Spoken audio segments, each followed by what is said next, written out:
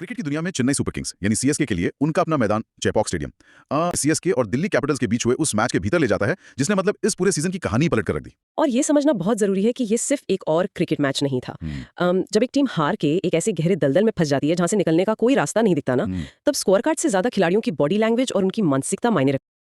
ये मैच इस बात का एक क्लासिक उदाहरण है कि कैसे किसी एक खिलाड़ी का व्यक्तिगत जादू और दबाव के उन अहम पलों में लिए गए अचूक सामरिक फैसले पूरी की पूरी टीम के डीएनए को कुछ घंटों के भीतर ही बदल कर रख सकते हैं। सीएसके की हालत सच में खस्ता थी यार। चेपॉक के उसी मैदान पर आरसीबी ने उन्हें 50 रनों से धोया था, फिर दिल्ली कैपिटल्स ने 25 रनों से हराया।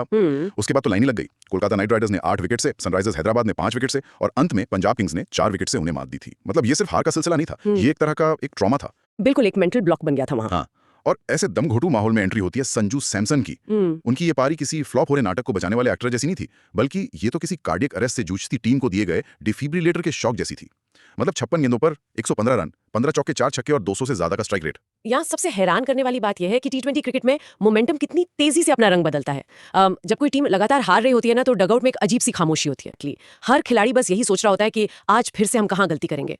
लेकिन सैमसन ने पहली कुछ गेंदों से ही जो प्रहार करना शुरू किया, उसने डगआउट में बैठे बाकी 11 खिलाड़ियों के दिमाग से उस हार के डर को मिटा दिया। उन्होंने सिर्फ बोर्ड पर रन नहीं टांगे, उन्होंने अपनी टीम को यह विश्वास दिलाया कि इस पिच पर गेंदबाजों पर हावी हुआ जा सकता है। सैमसन अकेले ये भार नहीं उठा रहे थे। आयुष महात्रे का जिक्र करना यहाँ बहुत जरूरी है। हाँ, वो युवा खिलाड़ी। बिल्कुल।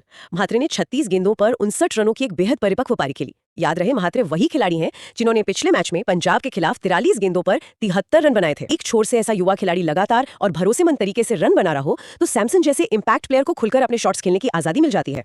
मात्रे की पारी शानदार थी, इसमें कोई शक नहीं है। 112 रन का स्कोर सुनने में बहुत बड़ा लगता है, लेकिन क्या यह सच में इस पिच और मोमेंटम के हिसाब से काफी था? क्योंकि अगर हम दिल्ली कैपिटल्स की गेंदबाजी के आखिरी 3-4 ओवरों को देखें, खासकर लुंगी एंगिडी, टी नटराजन और मुकेश कुमार का जो स्पेल था, तो उन्होंने डेथ ओवर्स में गजब की वापसी की। मतलब आखिरी के 4 ओवरों में उन्होंने सिर्फ 46 रन दिए। जब सैमसन जैसे बल्लेबाज इस कदर हावी थे, तो क्या सीएसके कम से कम 20 से 25 रन पीछे नहीं रह गई थी? मुझे तो ये एक बहुत बड़ी रणनीतिक चूक लगती है। नटराजन और मुकेश कुमार ने उन आखिरी ओवरों में पिन पॉइंट यॉर्कर्स और वाइड आउटसाइड ऑफ गेंदों का एक ऐसा सटीक मिश्रण फेंका जहां बल्लेबाज के पास बल्ला घुमाने के लिए लिवरेज ही नहीं बचता। तो 212 का स्कोर शायद 230 हो सकता था, लेकिन उन 20 रनों की कमी ने पिच की असलियत बता दी थी कि अगर गेंदबाज सही जगह गेंद डाले तो रन बनाना मुश्किल है। आशुतोष उस समय क्रीज पर बेहद खतरनाक नजर आ रहे थे। हाँ, वो तो पूरी तरह से हादी हो चुके थे। लेग साइड की बाउंड्री को उन्होंने अपना निशाना बना लिया था और ऐसा लग रहा था कि वो अकेले ही मैच का रुख पलट देंगे। मतलब वो हर गेंद को मिड विकेट और स्क्वायर लेग के ऊपर से मारने पर आमादा। उसी वक्त सैमसन दौड़कर गेंदबाज नूर अहमद के पास जाते हैं और उन्हें एक बहुत ही खास सलाह देते हैं। वो कहते हैं कि गेंद को वाइड लाइन के एकदम करीब ऑफ स्टंप से बहुत बाहर फेंको। नूर ने ठीक वैसा ही किया और क्या हुआ, अगली ही गेंद पर आशुतोष आउट हो गए। जब नूर अहमद ने सैमसन के कहने पर गेंद को ऑफ स्टंप से बहुत बाहर वाइड लाइन के पास फेंका, तो आशुतोष को उस गेंद तक पहुंचने के लिए अपनी पूरी शेप बिगाड़नी पड़ी। और जब आप शरीर से इतनी दूर खेलते हैं, तो आपके शॉट में आपके शरीर का वजन और ताकत नहीं आ पाती। आप सिर्फ हाथों के जोर से गेंद को मार रहे होते हैं। नतीजा क्या हुआ? एक कमजोर शॉट जो सीधा फील्डर के हाथों में चला गया। सैमसन केएल राहुल के अलावा इकलौते ऐसे खिलाड़ी बन गए हैं जिन्होंने 3 अलग-अलग फ्रेंचाइजी, दिल्ली, राजस्थान रॉयल्स और अब सीएसके के लिए शतक जड़ा है। ये साबित करता है कि वो परिस्थितियों को कितनी जल्दी पढ़ना सीख जाते हैं। लेकिन सैमसन के इस दिमागी खेल ने सिर्फ 1 विकेट निकाला था यार।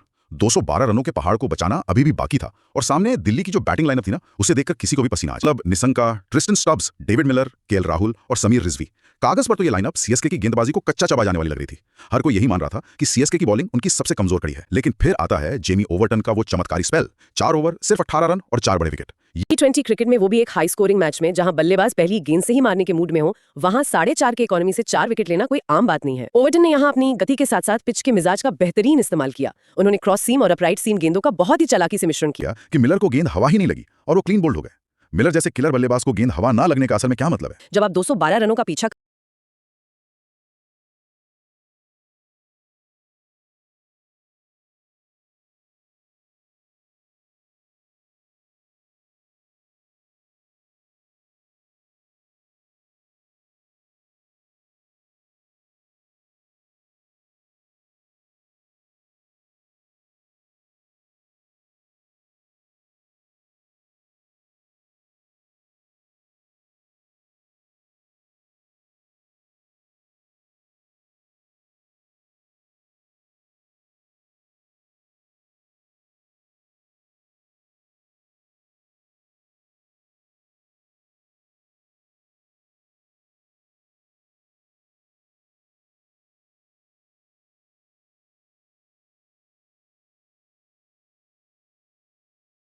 उसकी कल्पना भी नहीं की जा सकती, लेकिन गुरजपनीत ने बहुत स्पष्टता के साथ गेंदबाजी। गुरजपनीत ने दूसरे छोर से जो दबाव बनाया, उसका सीधा फायदा अंशुल कंबोज को मिला, जिन्होंने शानदार गेंदबाजी करते हुए 4 ओवर में 35 रन देकर 3 विकेट छटके।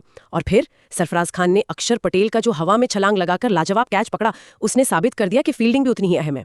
ये पूरी टीम का एक सम्मिलित प्रयास था। हम सीएसके के बेंच स्ट्रेंथ या संभावित ताकत की बात करें तो उनके पास डेविल ब्रेविस हैं, शिवम दुबे हैं, खुद सैमसन और महात्रे शानदार फॉर्म में हैं। तान ऋतुराज गायकवाड़ अभी शायद अपने रंग में नहीं है, लेकिन अगर ये सब एक साथ चल निकले तो क्या इस टीम को रोकना नामुमकिन नहीं हो जाएगा। और दूसरी तरफ दिल्ली कैपिटल्स के लिए भी सब कुछ खत्म नहीं हुआ है। उनके डेब्यू करने वाले गेंदबाज अखिल ने भले ही नो बॉल फेंकी हो, लेकिन अच्छी गति दिखाई और लुंगी एनगिडी के खाते में 41 रन जरूर जुड़े, लेकिन उनकी गेंदबाजी उन आंकड़ों से कहीं ज्यादा पैनी थी। अगर हम आज की हमारी इस गहन चर्चा का सार निकाले ना, तो ये साफ है कि ये सिर्फ बल्ले और गेंद की लड़ाई नहीं थी। ये मैच था संजू सैमसन के उस ऐतिहासिक शतक के बारे में जिसने एक डूबते जहाज को किनारा दिखाया। ये मैच था सैमसन की उस चतुराई भरी वाइड गेंद की सलाह के बारे में जिसने आशुतोष शर्मा का अहम विकेट चटकाकर एक बेहतरीन गेम अवेयरनेस का उदाहरण पेश किया। और ये मैच था जेमी ओवर्टन की उस घातक गेंदबाजी के बारे में जिसने चेपॉक के मैदान पर दिल्ली की खतरनाक बैटिंग लाइनअप के घुटने टिका दिए।